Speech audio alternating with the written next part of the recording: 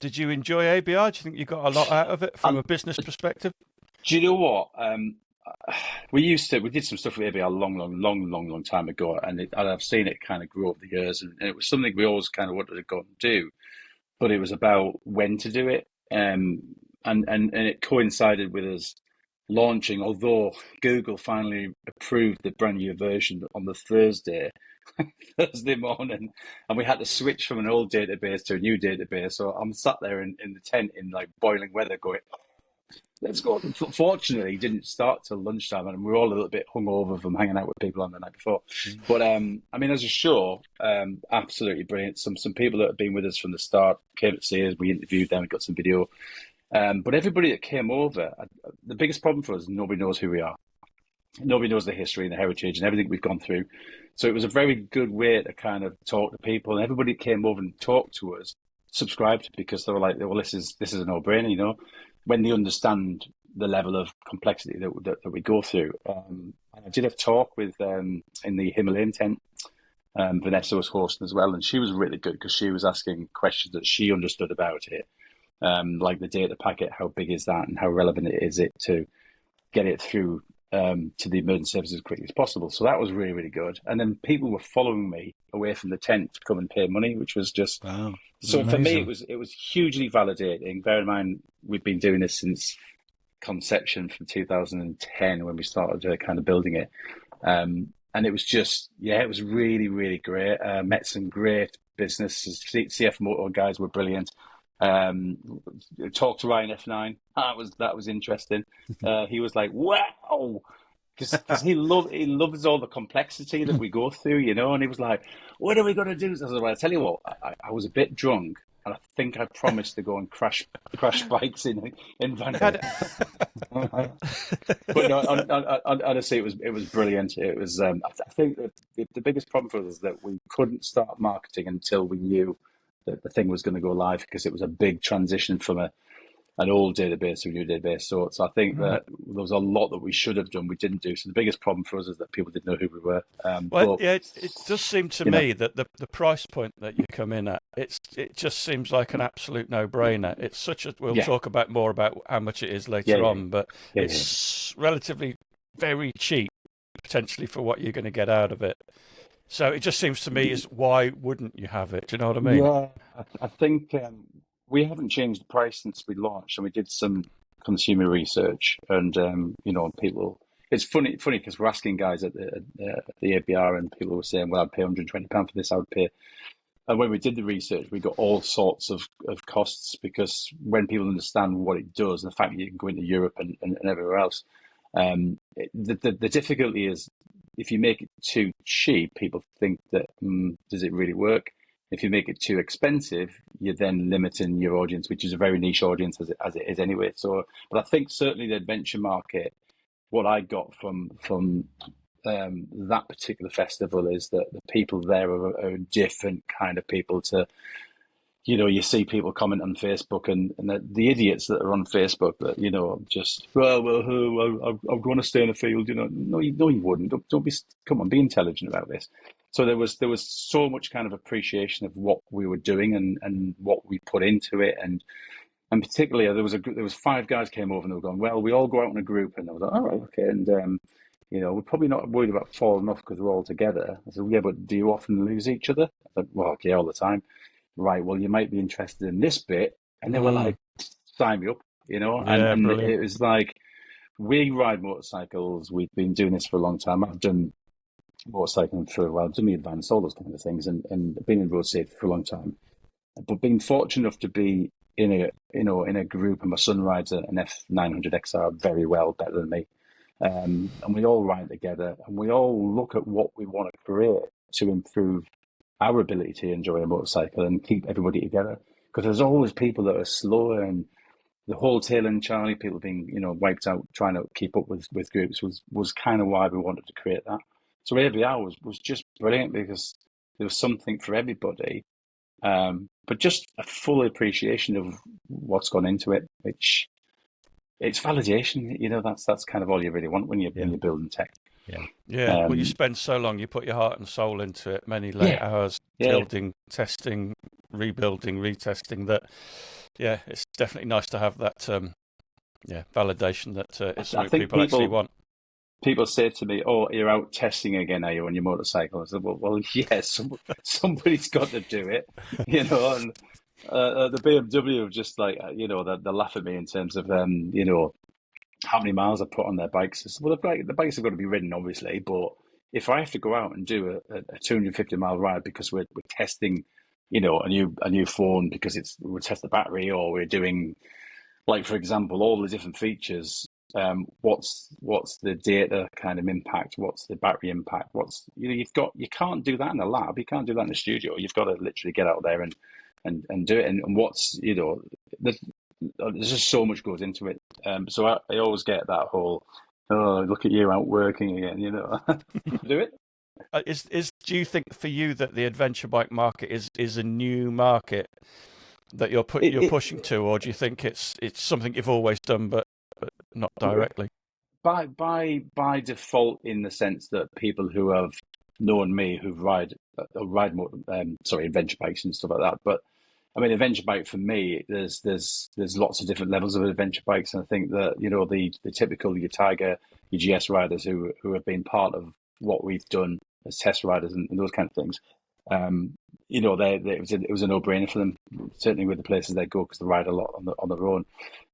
But we've never really, bearing in mind we launched so long ago, and it was, the problem with launching in 2013 is that people that we're selling to weren't really smartphone users. So we burnt through so much cash, so much investment, and we raised like a lot of money to develop what we developed and what we've been developing. So it was very difficult to kind of, people come up with Motorola's and they just didn't believe that phones could do that, long before you've got the technology nowadays. But some of those, certainly Triumph were a big partner at the time, and you had lots of your Tiger users and that. But we've never really specifically gone and targeted the adventure market. And this year was very much about rebuilding a lot of what we've done, upgrading certainly the database. I mean, we've spent on the database and the app alone probably over £100,000 in the last 8 months, really kind of ramping it up and switching to React Native, which what powers Facebook. We've had to move back to like an SQL proper solid database just to enable to make it go faster. And so that's a big investment. So it's kind of, this year was very much about, right, so it's new UI, new database, new enhancements, stuff that we've learned and stuff that our customers tell us. And all these are part of a roadmap of things that we're going to be introducing as we push forward. However, my board and my investors want us to sell crash detection because it's not cheap to run, and they want a return, sort of thing. So that's understandable. So choosing the adventure market was about when we do that, and we wanted to launch a satellite element at Adventure Bike Festival, which we've had in sort of not development but sat there for quite some time. And we can't do that until we get to a certain level of subscribers, which is fair enough. But literally, it is absolutely perfect for the adventure market. It's also perfect for the trail riding market as well. It is. It's even more so because you're off the road. The amount of walking horse riders traffic is far less than you're going to get absolutely on the tarmac. So and it's an important audience, because what we've got, whether it's the group riding, certainly the crash detection is so relevant to that audience. And what we're launching on Friday, probably next week, it's pretty much ready to go. And we've teamed up with the Anywhere eSIM people, and effectively, because we work, like, my background's road safety, and obviously what we do, and we work within the emergency services sector. We work at a high level in terms of we feed into government with the stuff that we do, because we're accredited and we have to get highly regulated. So we know, and I go to those meetings where you've got EE, you've got Ofcom, you've got all these people talking about the network and what's being developed. And the biggest problem for us is that, what if my network on my phone is not there? There's bound to be something. And that's where the satellite element was going to come into it, in terms of, right, there's a bit of a cost to actually implement buy the product, do the Iridium sort of tariff, but you'll go anywhere and you will get get help anywhere. And that's part of the plan, and that will be coming. And we would definitely launch that at the ABR, because they would just, they're like, oh, can we have it now? Well, you can't. But what you can have in a few months or a couple of weeks' time is this eSIM. What I didn't realise is just how easy it is to get an eSIM now and plug an eSIM in. Because I think a lot of people don't understand how those kind of things work. So one of the massive benefits of us launching this collaboration, which will be literally Friday in the ABR, but next week, is that you will have access to any of the 4 major networks, which is your EE, Vodafone, 3, and obviously, what's the other one? O2. That's the one. And that will give you, if you look at that kind of, there's a load of programs that are going on about increasing network coverage, but you will get 95% worth of landmass coverage with an eSIM. So that makes a massive difference to what you're talking about there with the trail riders, the adventure riders, the proper adventure riders, the ones that do go off road and go and explore, but also the people who use the group ride as well. So what that will mean is that in our situation, our technology, if you crash and are unresponsive and you can't physically say I'm okay or can't call for help, then the little data packet that we pull together, which has got quite a lot of complex data. So we've got your location, your direction of travel, the confidence level around the GPS data, the timestamp, obviously your validated mobile number, your bike details, your medical information. That's pulled together in a space of a millisecond. And then that uses your data connection to put to our international sort of emergency framework, if you like, which is cloud hosted. And that then goes straight into the nearest ambulance service. So in the UK, it's straight into the BT CAD system, which is where all your telematic systems go in. And because it's got the location, they know exactly which ambulance service that relates to. So that appears on the CAD within where we live, North East Ambulance Service, within milliseconds. And they then take over, and they will then call the phone just to check to see if you're responsive. And you look at different crashes. I had my first off, and I was okay. My son and my stepson were with us, and I didn't need help, so I was able to cancel it. Other crashes, you might be injured, you might be a bit disorientated, but getting that call is really quite important, because it's, are you okay? We know who you are, we know where you are, we know all about you. And then it's all about getting the most appropriate response. And that's all great while you've got network. So this eSIM just changes that all completely, in the sense that you're going to be, it's network resilience, which is what we always want to try and do. We always want to try and plug the holes that we can't control. So, if you've got, if you're on O2 and there isn't a network there, but EE is, there's not a lot I can do, but with this collaboration, that will actually help. And the same goes for the group ride. So you're out on a trail or something, you'll be able to see where everybody is, provided there's a network there, obviously. So it's a big collaboration for us, and they're very excited. We're very excited, and the industry that we work with are very excited as well, because it's that whole being able to get emergency data into the nearest ambulance service as quick as we can, without really being a massive cost to the consumer. But you're going to have to educate the consumer, because they probably won't even know how it works. So there's a lot of that. Yeah. But the benefits are massive. So I'm quite excited by that. This turn it. No. I've got. So this week we're really, really delighted to welcome Andrew Richardson from REALRIDER, which is a motorcycle crash detection application and more. Introduce yourself, Andrew. Yeah, thanks for having me on, guys. Yeah, so Andrew Richardson, co-founder of REALRIDER, an automatic crash detection and emergency alerting application. Been doing it since 2013 when we launched, built it 2010, very much based on some films we made for the Highways Agency called Great Roads, Great Rides. Part of that was a section called crash scene management. And when we were working with the air ambulance at the time doing this video, we understood very clearly that the biggest problem for them when they see a crash or a tender crash is finding the rider. And when you start to listen to that, was 2006, you think, well, what do you do? Well, we scramble a police helicopter, and it's it's a bit of a mess. And when we find the rider's unconscious. So that was always the kind of the point where we thought we must try and do something. So when the technology started changing, iPhones came out, we then revisited that and started building it.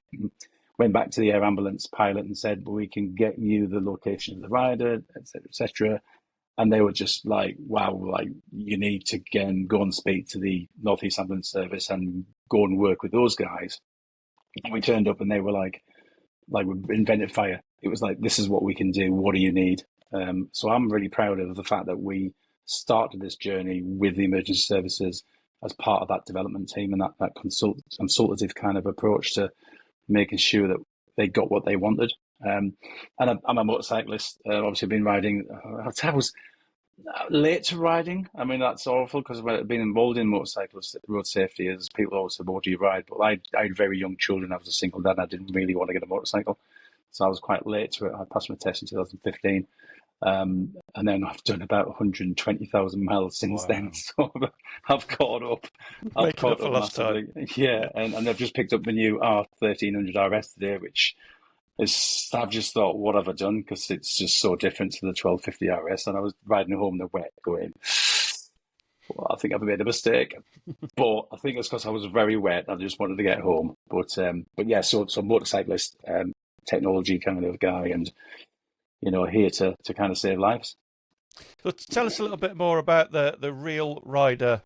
Tell us a little bit more about Real Rider. It's an application that sits on your phone, right? How does it work? What does it do? Yeah, so effectively we created an application for Android and iOS, and we'll say we launched this in 2013, and we launched it on the basis that we knew we had to do a kind of a pilot around the crash detection element, because we knew we could detect a crash. We knew we could probably validate the crash from monitoring some of the sensors in the smartphones. And bear in mind, iPhones and that, this was relatively young, really, in terms of their kind of sophistication. So we knew what we could do. We built it with the Northeast Ambulance Service and fed into that kind of BT in terms of what they would want from the emergency, because they manage the 999 service. So effectively, we managed to create a crash detection system that was automatic in the sense that it knew if you'd fallen off, or it certainly knew if there'd been a trigger.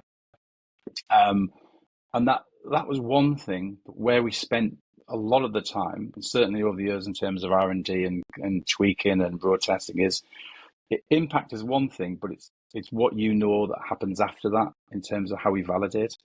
So we always talk about it's crash detection, it's emergency alerting. The emergency alerting bit is once we're satisfied that the rider isn't moving, and by that we monitor GPS, we monitor elements within the phone software. There's motion, there's the fitness elements. There's lots of sensors in the phone now that you can utilize that are pretty accurate, especially today, very, very accurate in determining what's going on after a crash. And that validation bit is massively important, because our commitment to the emergency service, and certainly NHS and so forth, was how do we validate and ensure we're not sending false alerts? And that we probably spent more time on that bit and perfecting that. So it's a very sophisticated application in terms of detecting a crash, validating a crash, and then getting the emergency data where you are, who you are, to the nearest ambulance service as fast as we can do that. And I can talk a little bit later about how that kind of works.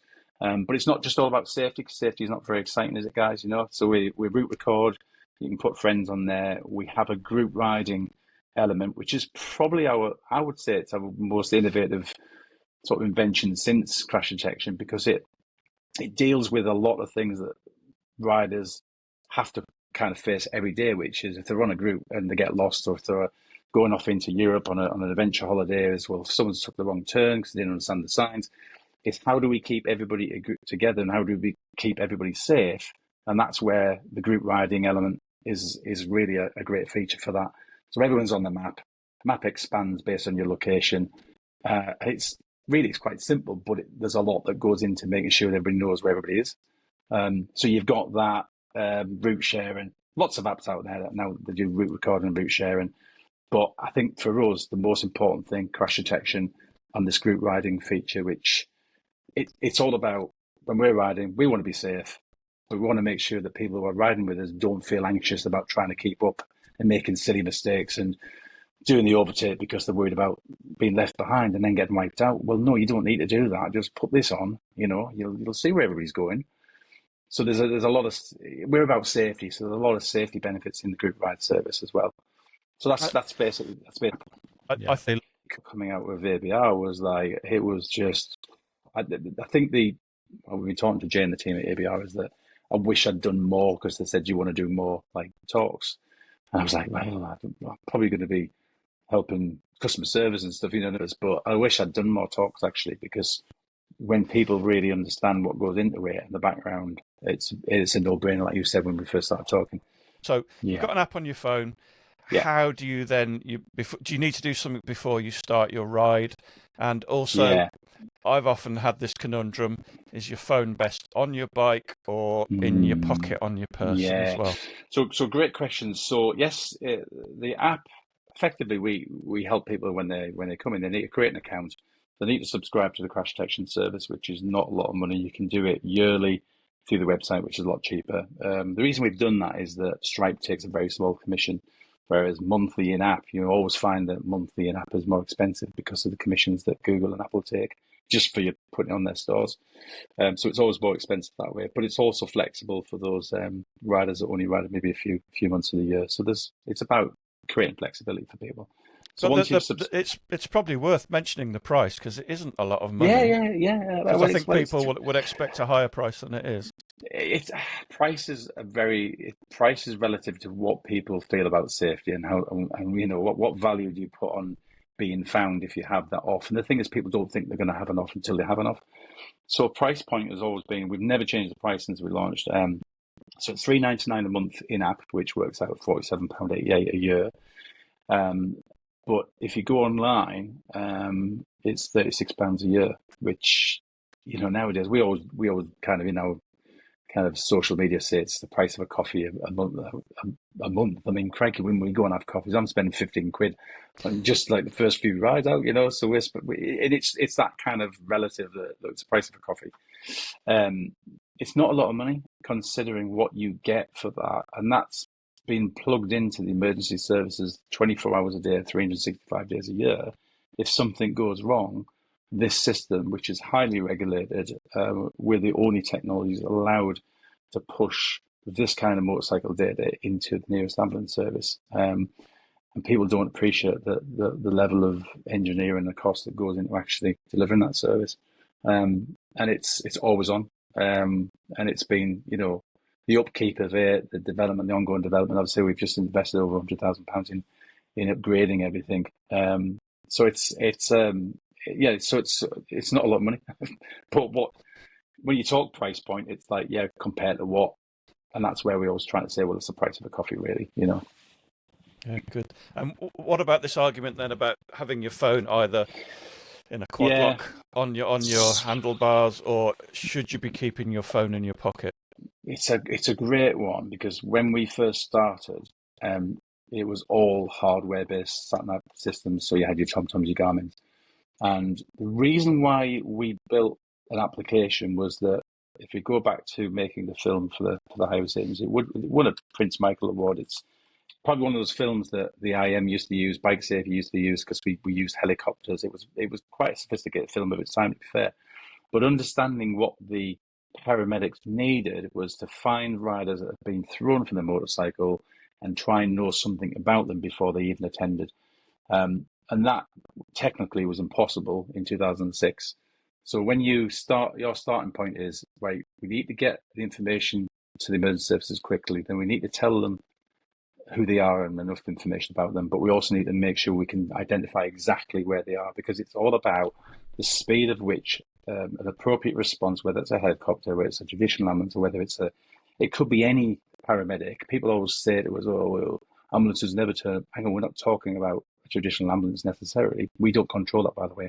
It's about the most appropriate response to that location. So finding the rider is incredibly important. And all of that is really about, if you think when we launched, the phone was always on the person. And the phone being on the person really serves two massive purposes for me. Identifying where you end up, And I don't remember the Connor Cummings TT crash of Oh however. God, Yeah, yeah, yeah, right, yeah. So we use that basis to work out roughly how long we wait before we start to monitor the phones the sensors in the phone, because every crash is different. You could have a crash into a wall where it's very immediate, or you could get thrown and be tumbling down a bank. So you've got the initial impact, and then we've got a period of time where we wait and do nothing. So what we're basically doing is allowing the crash to end. So wherever the rider lands up, we then start to monitor the phone, and we start to monitor the phone for a particular time before we then start telling the rider that we now know you've had a crash, and we still monitor the phone. It's quite a technical process that we go through, but it is all about understanding what happens in a crash and what happens to riders when they get thrown.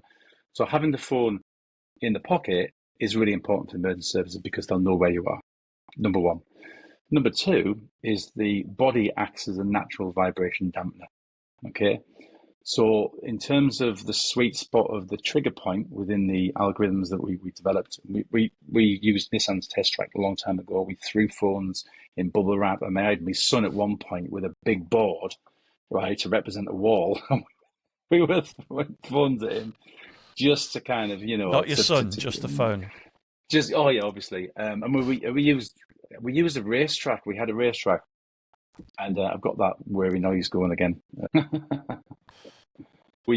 So obviously we had to test phones, and we used the Nissan test track. But where we started from, which I always kind of go the wrong way around explaining this, but we used a racetrack, and we had a very experienced rider who was actually in the films. He was was a gold rider. He was a superbike rider, if you like, and we had phones strapped to him that were monitoring G-force and algorithms and all that kind of stuff.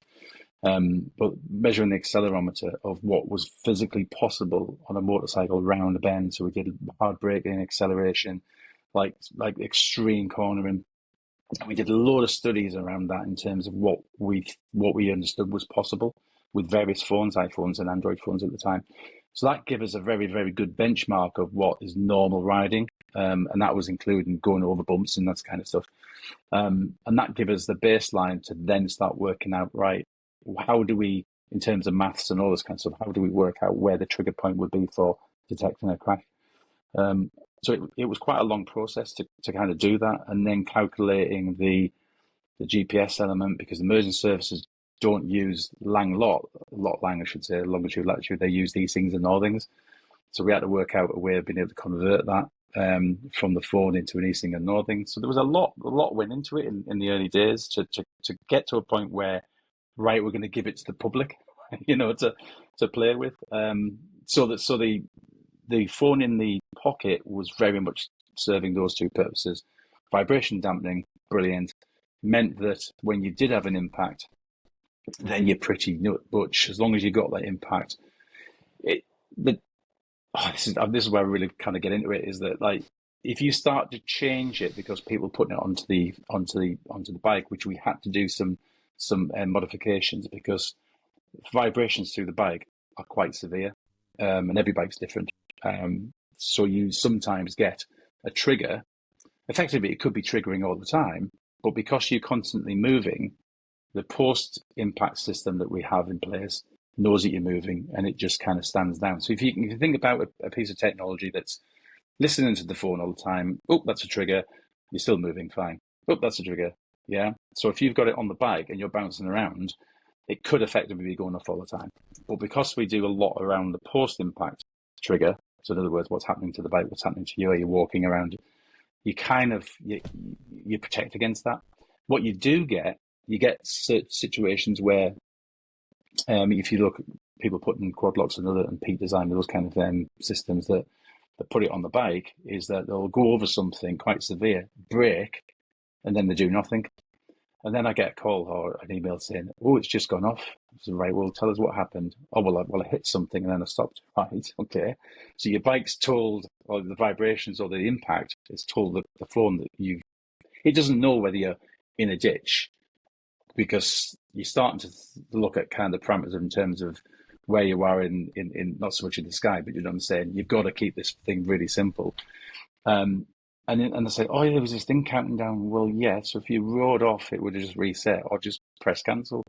So there's cases like that we can't do anything to protect against, because if you start engineering it in a way that you assume everyone's put it on a bike, you may then miss an actual crash because you're trying to protect against those vibrations. It's the one thing that frustrates us, but there's nothing really we can do about it. So we would always advise, if you're on your own, if you can put it in on your person, then fine, great.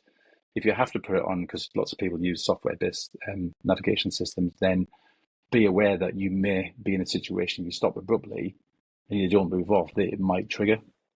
But be reassured by that, because when they understand why, they go, "Oh, well, so it does work then," you know. So there's quite a lot of complications around that, and we've done some engineering around it. What we have done is we've tightened the time and the motion post impact to make sure that it resets quicker, because we didn't have to do anything for years because people weren't putting phones on bikes, so it was perfectly fine. So we have done some engineering, some further R&D around that. But it's I put my phone on my bike when I'm on a group ride, so you know, because we're all on a group ride. Interestingly, if we've got time, we were in Wales last month. Was it last month? Yes, it was June. Go to Wales every year. We were staying at a farmhouse just down the road from Llywydd Wells, so it was about 7 miles. I've always wondered how you say that. I don't. That's probably wrong, because the Welshman, who's the RAF guy, would tell me off for saying it like that. So he's a perfect example of again, really great example of like somebody mounting the phone to the bike, and then the scenario that happens after that. So we were in Wales, we'd been all at the snow journey. We'd had 250 odd miles during the day. We'd come back to Wales, to the co-op, bottles of wine. I had leathers on. Sorry, I know this is adventure, but I had my leathers on. So I had a bottle of wine down there, and we headed back. There was 7 of us, and so lovely country road alongside the river, right up to the farmhouse. All pulls in. And Andy, who lives 2 doors down, who's got an R1250 RS, he goes, "Where's my phone?" Right? I don't know. It must be at the co-op. So they rang the co-op. No, we haven't got it. And you know, at that point where Tom said, "Hang on, were we all running group ride?" Yes, we were. So we opens up our phone, right, and we can see where he is, and he's down like next to the river. And we were like, "Oh, right."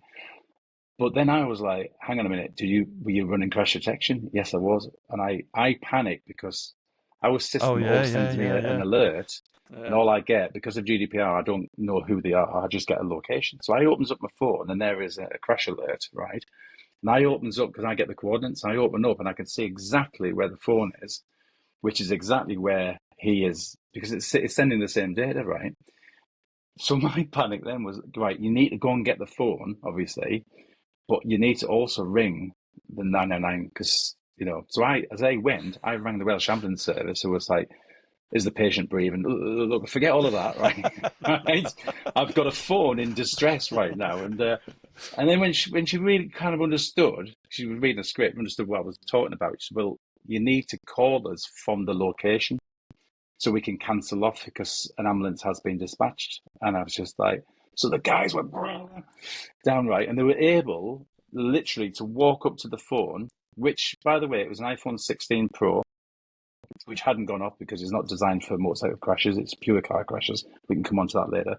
And the phone was all smashed to bits, and it had already sent the emergency alert of which an ambulance was on its way. So they managed to ring for the location. Yeah, the patient's still breathing. Yeah, he stood next to me. The phone needs some attention. And then literally, by then I was in the hot tub with a beer, because I was like, and I opened up the phone and went, oh, he's moving again. So he picked his phone up and come back. So his phone and his group ride was on for the rest of the holiday and all the way home, because although he couldn't get into his phone, it was all smashed, the technology was still running. And we haven't really done anything about that, because I took photos of the smashed phone. And I told it some people at ABR, and they were amazed. But that's a really good example of what if something does come off, and they're using group ride and crash detection. So if they're using group riding and they're not moving, and they're out of comms, then they've either pulled over, to the toilet, whatever, or there's something wrong. And we're thinking about potentially developing some way of being able to alert the riders that are in your private group that if we've sent for an ambulance, then we should be telling the group that there's something happened. So there's things that we learned from that to actually further develop our technology in those kind of scenarios. But it was just the phone was wrecked, but it did its job. But it also helped us go and find the phone. I mean, I just love that story. It's just I was going to ask the very simplistic question about how much of a jolt does it take to set the phone up? I get the feeling it's way more complicated than that. It is. It's hard to set it off because one of the things when you first launch a product is you create instructions that nobody's clearly gonna look at. So you have to, with our technology, you have to start it. So you've got a simple ride screen. It's got record ride. If you hit record ride, we've got an SOS button that switches on. So there's a green thing that shows it's actually actively monitoring the phone. And then you might want to turn your group ride on. But when you get to the end, then you normally just press end ride. And if you want to save the route for sharing and exporting, then you can do. And when you end the route, the group ride turns off automatically.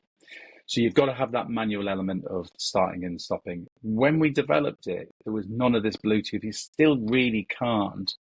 Bluetooth isn't widely available in motorcycles. It is in cars. So you can't, unless you get the manufacturers to work with you to turn it on when the ignition turns on. We went down that route a long time ago. We just can't do it. So you've got to have that manual start and stop. And also a lot of the permissions that are governed app developers from Apple and Google, the privacy and use of locations become really quite invasive in the sense that, look, we need to do this. So you can't even just automatically start it without the app being open, and you know what I mean? So there's lots of things we can't do because of the parameters of their security systems. But in the early days, riders were coming back, having drank several coffees at probably £1, and throwing their jackets down, going to the toilet, and they were like, my phone's ringing. So they come downstairs and the ambulance service was ringing them saying, "Are you okay?" I said, oh yeah, I haven't crashed. I've just come home. And we interviewed everybody because when we launched with the North East Ambulance Service, we did a 2-year pilot, national pilot. And the agreement with them is they would field all the calls. Yeah. That gave us time to give it to the public when we launched and see what happened. And we've quickly learned that we needed to do some kind of automation. So on the back of that, we created something called auto pause. So what auto pause effectively does is that when you turn it on, if I activate mine now and throw it on the floor, it won't go off because it knows I'm not riding. So we basically use GPS and other things to kind of monitor whether or not you're actually going above a particular speed threshold. So every GPS point has a speed associated with it. Just because. So auto pause. So just to kind of go back to, so we had to develop something called auto pause. And basically that works in the sense that every GPS point has a speed, and we look at the speed. We don't save the speed. We're not a performance-based app, so we don't record speed any of that. But we look at the GPS point, and that was really quite crucial in developing auto pause because we knew at every single GPS point whether you were above a certain threshold.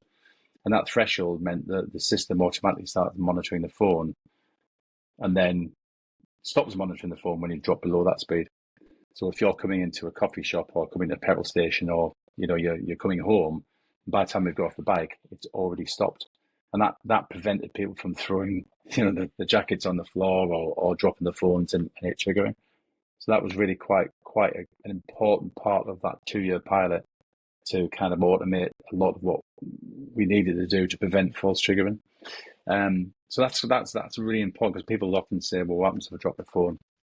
Well, if it comes off your bike and you don't know where it is and your mates have got group ride, well, you'll be able to find your phone. But yeah, there's certain things you can't. There's nothing you can kind of do if someone loses the phone. I've never lost a phone out of my pocket in the years I've been riding. And particularly when you use our technology, you want to make sure that phone is in a safe place anyway. So auto pause is really, really quite important for as a piece of technology. Just to minimize those false activations. We do sometimes have activations where people have not realized it's gone off and haven't looked at the phone and haven't, they're not riding, but they're not looking at the phone, and then they get a phone call. But the reason they get the phone call is that the ambulance service, it's their final validation. So every ambulance service, and whether that's in North America, Australia, New Zealand, and Europe, there's that protocol of that call to the phone, which is like a final validation. So we can only cover so much in terms of what we do, the parameters we put in place. So aside from the emergency services monitoring these alerts, is there another human being monitoring this 24 hours a day? How does it work? No, it's a fully automated system. So the technology and our framework, which I'm not allowed to say their names, but we license a lot of our technology. So one of the big dash cam manufacturers who've been using our services since 2019 around the world, millions and millions of hours of driving. The system is literally within the app, obviously, and the technology is listening to the phone all the time. And if it triggers and there's no movement and the car driver or the rider doesn't stop it, it immediately sends it to our emergency alert and framework. And this framework is plugged into all the emergency services around the world. That whole process is automated. So we don't go to a call center like I've got SOS on my bike, which goes to a BMW call center. Some telematics systems like OnStar in America is all call center. We're not call center. We're direct to the emergency services because a lot of people don't realize telematics systems tend to go to the police. Ours goes to ambulance. The reason for that was the agreement that we had when we went to certainly when we got 999 sign-off under the 999 liaison committee, which is made up of all the emergency services, government feed into that as well. And that was about what is the direct response that is required if a motorcyclist is in a field and requires immediate attention. Well, it needs to go to ambulance. So the agreement for us was ambulance only. And then, once that's done, once we're done with that, it's their responsibility, not our responsibility anymore. So no, there's none of us on the end of the phone. We just get I just get a link through to say there's been an alert. We kind of know where in the world that there's been an alert, but we're not allowed to get any information. North America's slightly different because they're not governed by the same thing as we are, and they often let us know afterwards if 911 had been dispatched. And there was a woman in a car that they found her through this dash cam because I got it and I was looking. It was a Saturday afternoon, and she'd gone off the road, and because the Google Earth kind of thing you can use, I could see if she'd come off into a ditch, and the car driver who rang 911 saw the headlights and didn't know where she'd gone, but they had her information and they were able to respond. I think it was South Carolina. So you get little things like that where you see it happen so fast. When we test, whenever I was in Wales, we'd been rebuilding some of the iOS stuff, and then Android came later. And I always do a live test wherever I am. So I was in Wales, and it was a bit of a challenge because I was on the bike and I had to work out how I was going to be over 20 miles per hour and how I was going to shake the hell out of the phone to try and make it think there'd been a crash. So I had my cruise control running. This was in Beerth Wells. It was before we went out for the big ride. So I had to go around with cruise control, take me phone off me mount, shake it, right? And then I knew I had only 10 seconds, then try and put it in me pocket, pull over, stop, and then put the phone back on the mount so I could monitor it. And I had to do that within 10 seconds, which if you've tried doing that is quite a challenge. It might have been easier just to crash. Yeah, no, but we were going to Snowdonia. We're going to do 250 miles. The guys were already they were sat at the Greggs, and it's fun. I do like to laugh about this because when we do it, we have to ring the BT guys, put out a bulletin to all the ambulance services to say, right, if you receive an alert from, because I have to give my name and number, and I put test data into the medical information. If you receive an alert from this guy, don't put it through to the ambulance service, right? Because it's a test. Fine. And when I've finished testing, I have to email and say, finish testing now, change me information, because if I do fall, Yeah. And anyway, so I said, right, 10:30, and the guys were like, all right, okay, we're going to Snowdonia. I said, yeah, no, but I can't do any earlier. Right, okay, it's 10:30. So, of course, being very prompt and knowing what I'm doing, I managed to send the alert at exactly 10:30. And when I can't share really right now, but when you look at the data, it's like, and when BT get it, it is a millisecond later in terms of how fast this whole thing works. And anyway, the phone rings. I'm like, hello. Says, oh, hello. It's Pamela. I think it was from the Welsh Ambulance Service. I went, oh, all right, hi. Because have you had an accident there? He said, well, I haven't. But you're supposed to have had a bulletin. Oh no, we haven't seen anything. So I was having a little chat with her, right? And apparently one of her friends rides, and then I think I sold a subscription while I was there, but that was ever the salesman. I went, all right, fine. Anyway, so I emailed the guy at BT, and I says, has the bulletin gone out? He went, you're a bit punctual, aren't you? So it only went out at 25 to. So they thought between 11:30 I'll do the test. Right. Well, I mean, if it's between that, it'll be bang on 30:30. So sometimes we have scenarios like that where the ambulance service ring, which is good for me because that was a great test. And me in the middle of Wales, I normally test the North East Ambulance Service. Me in the middle of Wales does an alert, live alert into the BT system. The ambulance service hasn't seen the bulletin because I've tested too early, and then ring me and say, right, we've got your coordinates. All right, thanks. Sorry.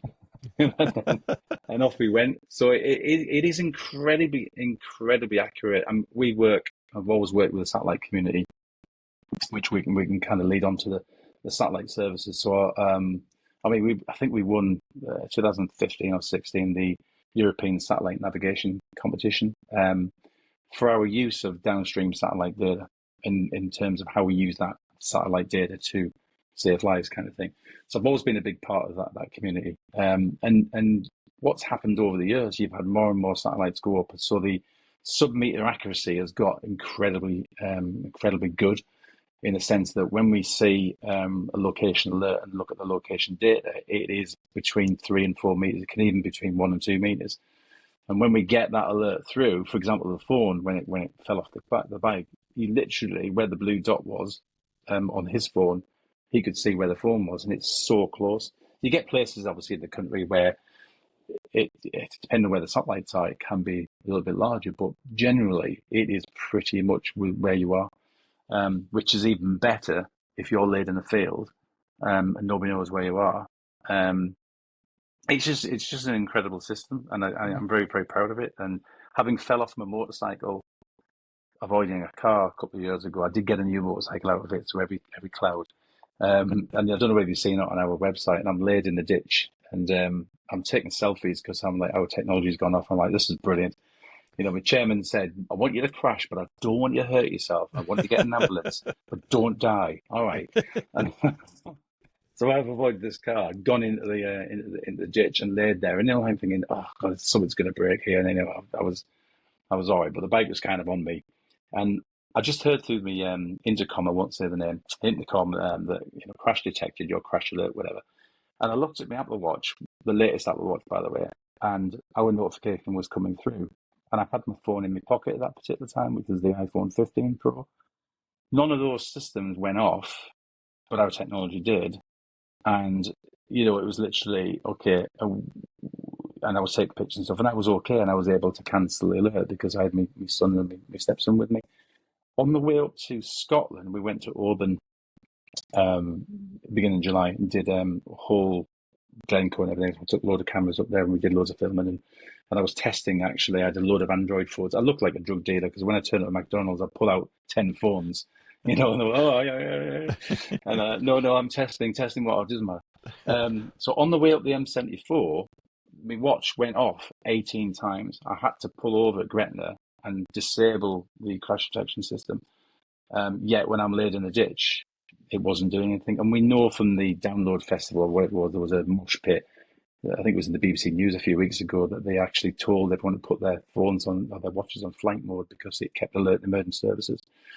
So I get really quite angry with Apple and Google because, you know, they're firing all this stuff off all the time, bombarding 911 and 112. And it's well documented. I can say that because it's been in the New York Times and everything else, is that smartwatches particularly have caused absolute chaos with emergency services. Yet, here's us, heavily regulated. I have to make sure our false alerting is not above 3% per year. We're about 1%, probably less than 1% to be fair, even less. Yet, they can bombard 911 and 112 and 999. So I get really quite angry, but what can you do?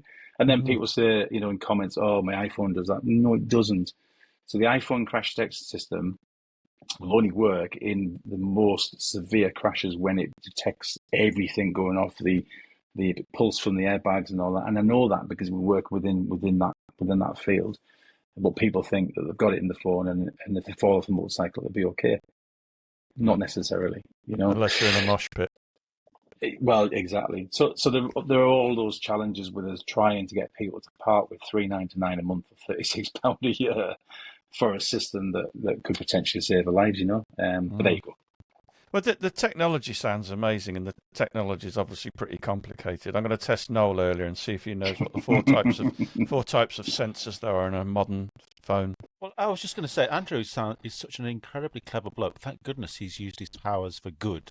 But then think about the money. Think about the money he could have made if he'd used his powers for evil. Yeah, well, there is a dark side to it. But I mean, what sounds even more difficult is dealing with all of these emergency services throughout Europe, North America, Australia, and New Zealand.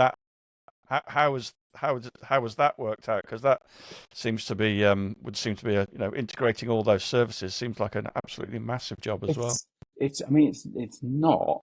If you use, so BT are classed as the UK's PSAP. So PSAP is a public service answering point. So BT manage the 999 service on behalf of the 11 or 13 ambulance services across the UK. So because it's an integrated system, as long as they know the location, then it's patched through to the nearest ambulance service. And again, we use in the North America, we use Northern 911, who are the equivalent of BT. Who, because we got government approval and because we're trusted by the emergency services, is really, really quite important, because they don't trust, obviously, the big brands who are just sending alerts all the time. So we're a very trusted service. In fact, it is quite rare for one of our alerts to hit the ambulance service, because you're dealing with a scenario that is it doesn't really happen that often.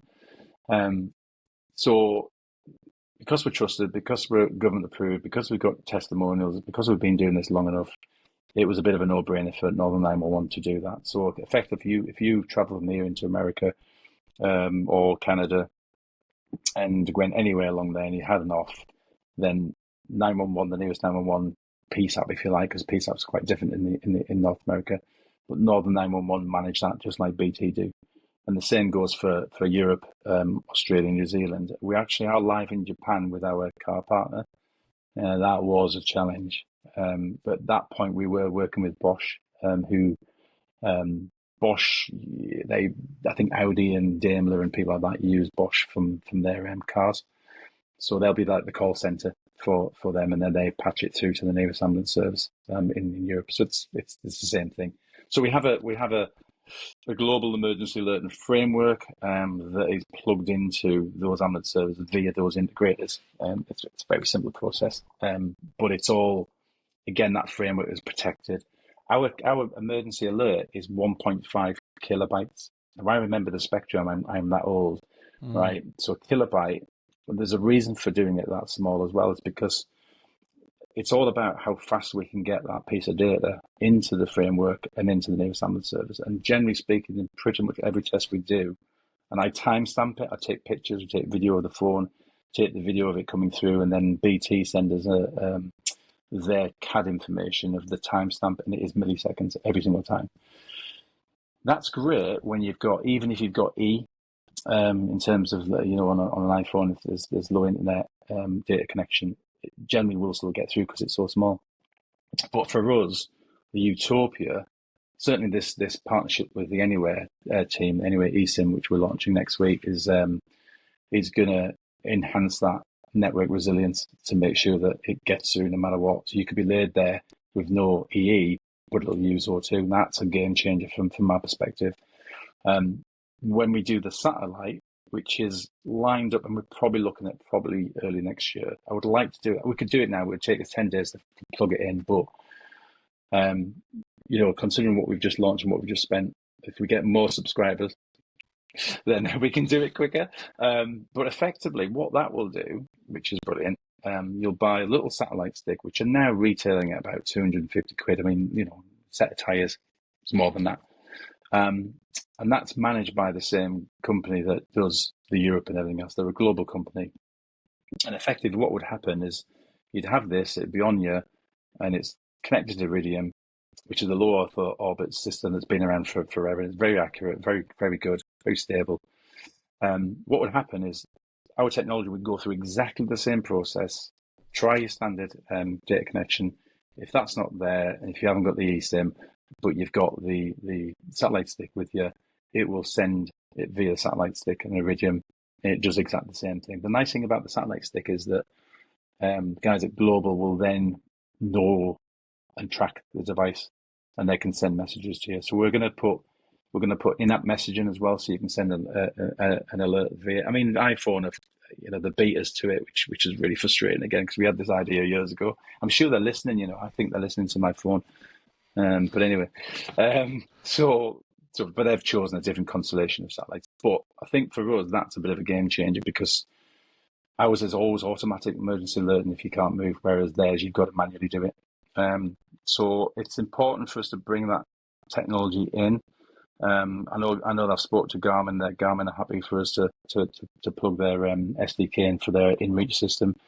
And Bivy, who are owned by ACR Inc. in America, we've already got contracts ready for those guys. So we can do it, and it won't take long to do it. But my board are still at that point of, do people want to buy crash detection these days, considering how far, how long ago that we actually launched? When you go to ABR and people come up to you and say, I want this, I'll pay for it. And then we just need to do that more. The biggest problem, people don't know who we are, don't know the history. So we've got a massive job of work to really, and also, most app companies are either in California or whatever, and they're kind of faceless companies. Well, we're riders from the northeast of England doing what we're doing. And it's important for people to know that we're behind the product and that we've done this for so long, and we've gone through all of these processes. So that's why coming on and talking to you guys is really quite important from my perspective. I did smile, because one of the questions I was going to ask you was whether there are any sort of case studies where you've had feedback from people where they've crashed and there's a good news story, they got saved. Yeah. And I was looking on your YouTube page. And all the case studies on there are basically you and your staff crashing. Well, Scotty crashed last year on that ride out. Now he works for the RAF and he's part of the team. He's not an employee, but he's part of the REALRIDER team, and he's been an tester for us since we first launched. And we've got people. There's a couple of guys came up to us at ABR, and one guy he used to work for IM, quite high up, Tony, and he was like showing me, I've got my new app. Ooh, and he'd been walking around the festival, and he says, how is it? Oh, it's brilliant, this. Can we get you on camera? So we did a little interview with him, and so you've got people who have relied on it for donkey's years, and then you've got people coming up and going, I've never heard of this. This is absolutely brilliant. But we have got those case studies. The guy, so the blood bikes in Australia. So we work with the blood bike service a lot, and we've been supporting Peter and the team in Australia for quite a long time now, about 4 years. And one of their guys had an off. His first day he was using REALRIDER. I don't know whether there's a jinx in there or something, but anyway, and he got wiped out. Something had hit him, and because we don't get told how the ambulance, if the ambulance has gone, but apparently they said that it was about 15 minutes before the ambulance turned up. And clearly it wasn't in the outback, clearly. But so we've got like testimonies like that. We've got interesting ones where I remember a guy got in touch and he was quite angry, and I was like, oh, wow, okay, tell us. Well, your technology, I didn't get an ambulance. I was, well, what happened? Well, I got T-boned at a junction. Right, okay. Just talk me through what happened. Well, I got T-boned, right? And I said, then what did you do? Well, I got up and went have a word with the driver. Right, so have a word with the rider, yeah. And you're expecting an ambulance to turn up. Right, okay, let me explain to you how it works. Oh, mate, that's absolutely brilliant. Oh, and it's, you're like, yeah. So there's we're only going to I'm not going to dispatch, we're only going to get you the help if you're not moving. Certainly if you're. So you just cleverer than that. It makes me laugh. Yeah, it's cleverer than that. It is. It makes me laugh. When people get in touch and it's like, just okay. I'm really sorry, but tell me what happened. not in detail. Have you watched our videos? But yeah. Excellent. You also mentioned the InReach type of device. Now, I was thinking that kind of you're in almost direct competition with those devices, but you're not really, because to use an InReach, you have to press the button yourself. Now, if you're unconscious, you can't press that button yourself, can you? Exactly. So it's very much about, think about how long ago we launched as well, and we had the idea long before smartphones came out, and obviously wearables now. So we've been doing this very, very well, and we've learned a lot and developed some very sophisticated systems, but it's all about automatic emergency alert and automatic crash detection. Some people say to us, "Oh, can I have a button in the app that if I've fallen off and I need help?" Don't bother trying to open up our app, just ring 999, because what will happen with 999, the emergency services worked very closely with Apple and Google a long time ago on AML, which is Advanced Mobile Location. And this was before kind of what 3 words came around, and I know those guys and all of that. So what they agreed is that if someone makes a call, they are allowed to get your exact location, so they can dispatch your exact location.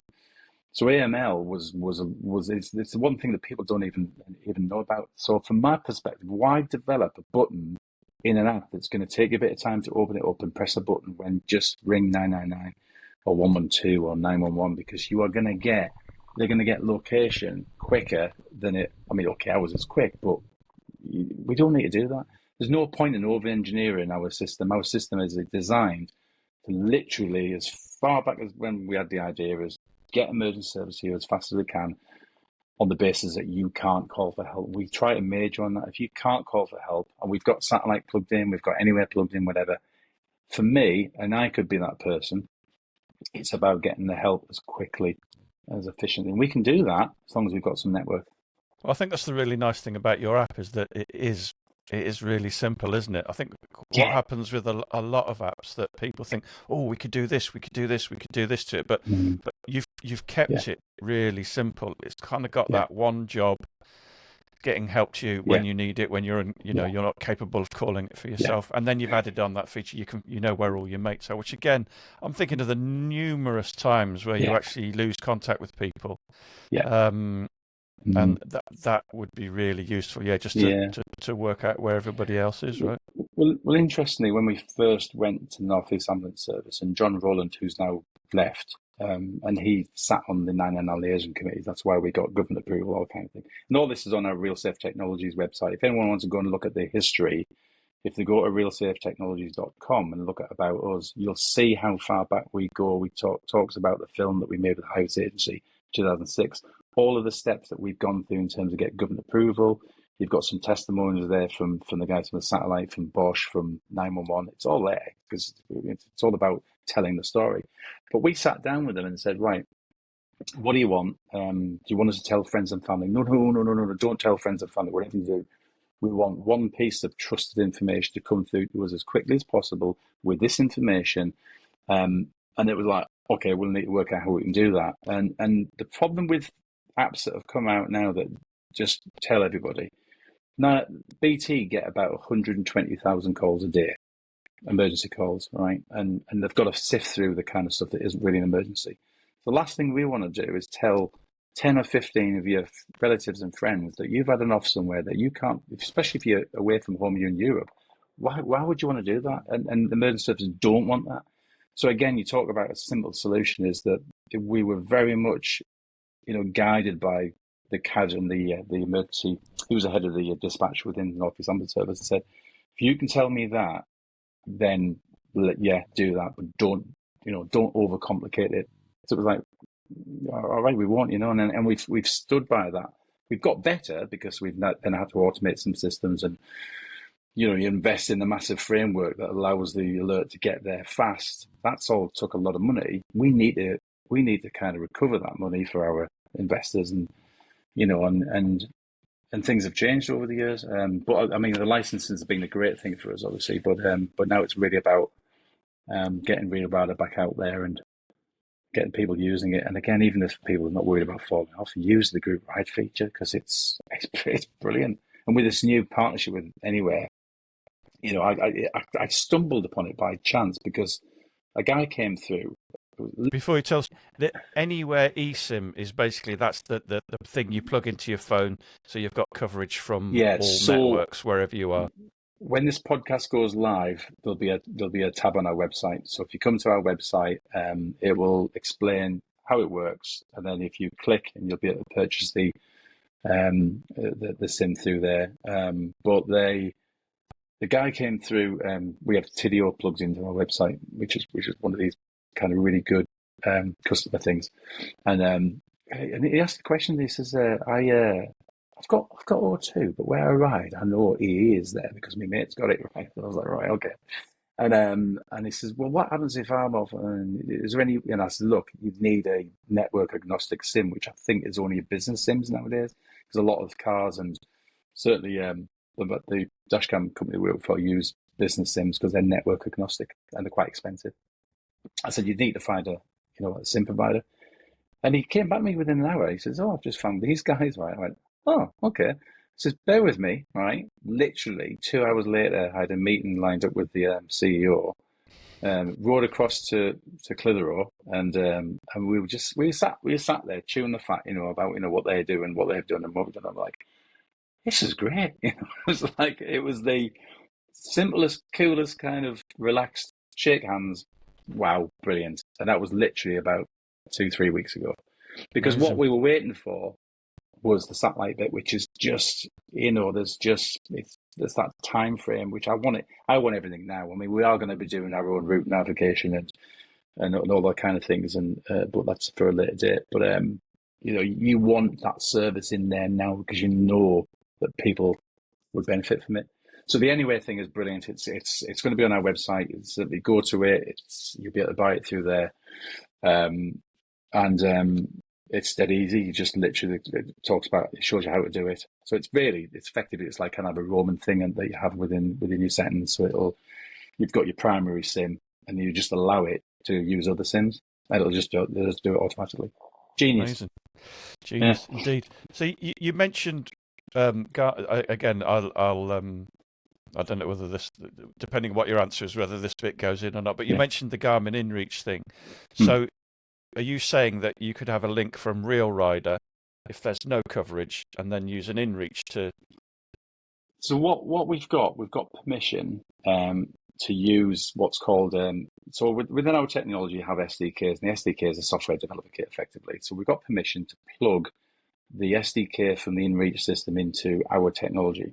So effectively what that would mean is if you would pair your pair our app with your InReach system, like you would do with the Bivy system, and then what would basically happen, as long as you've got your satellite sticks on and a crash occurs and it's on, we can't use the normal method, it would use the InReach or use the Bivy. So technically we've gone through all those elements. We're just not in a position to be able to develop that, although it won't take long. It'll take about 9 or 10 days plus the testing to obviously do. But it's a massive win for us to be able to do that, and particularly with the adventure bike market. But right now we're going to have something as good, almost as good as, because you think about 95% coverage, and working with the working with the kind of sort of British APCO that work with EE and all the kind of emergency services. There is this program going on to increase that coverage across the UK anyway. I mean, obviously certain parts of the UK you're not going to get anything, but it's getting smaller and smaller now.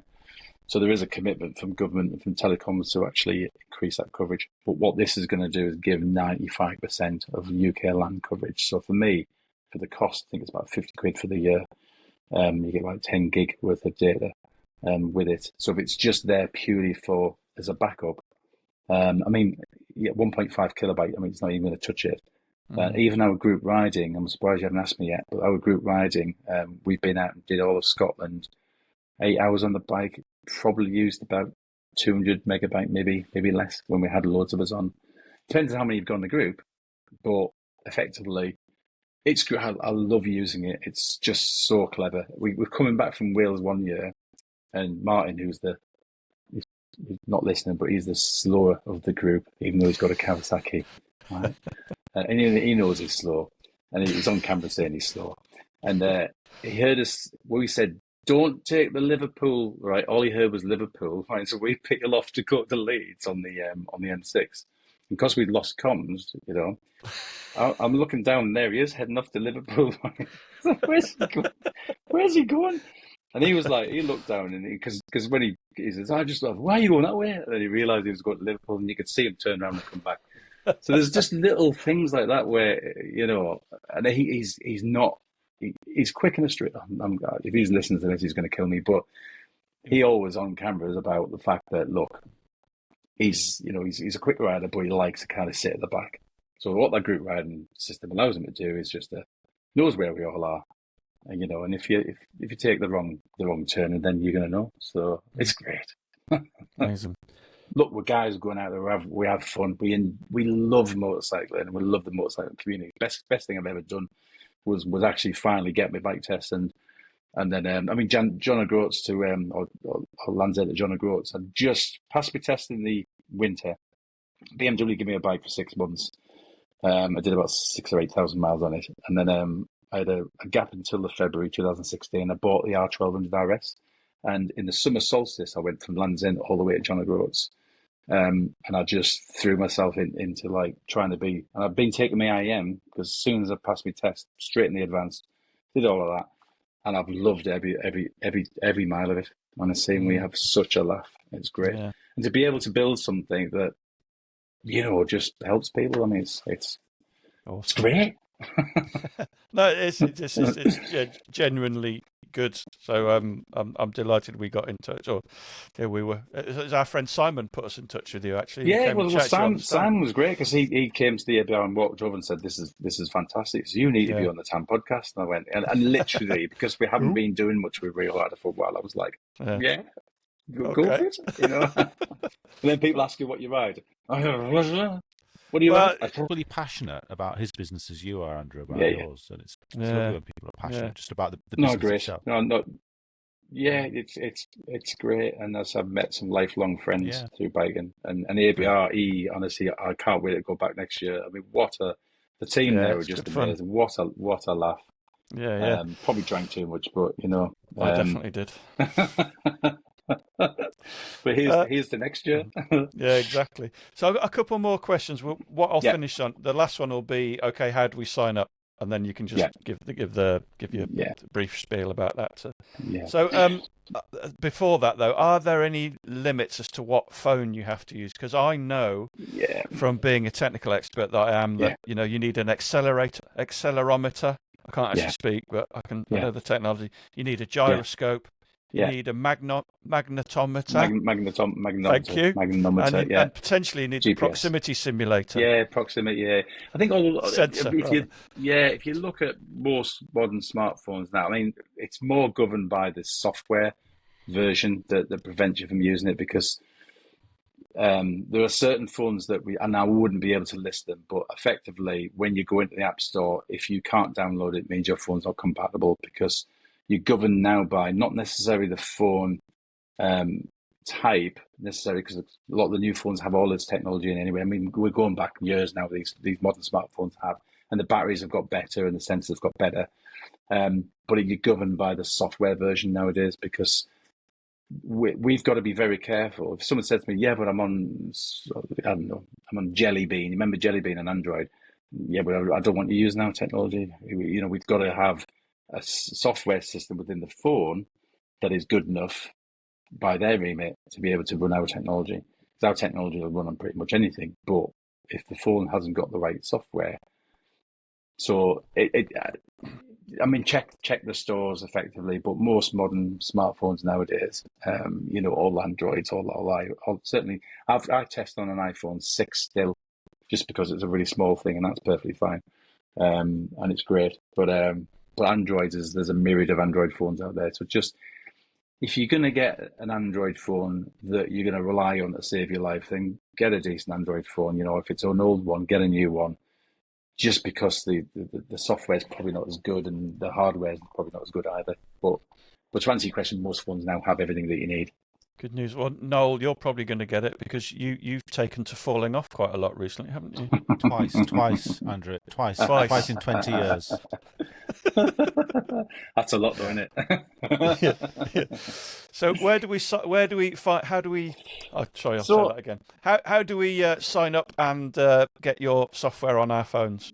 Great. So I would definitely go to the website first. Go to the website, check out the different features. And there's a premium button. Go on the premium button. We use Stripe. It's better for us if you pay yearly because we get the money quick. We don't have to pay the massive fees. And then basically, once you've gone in through Stripe, you download the application.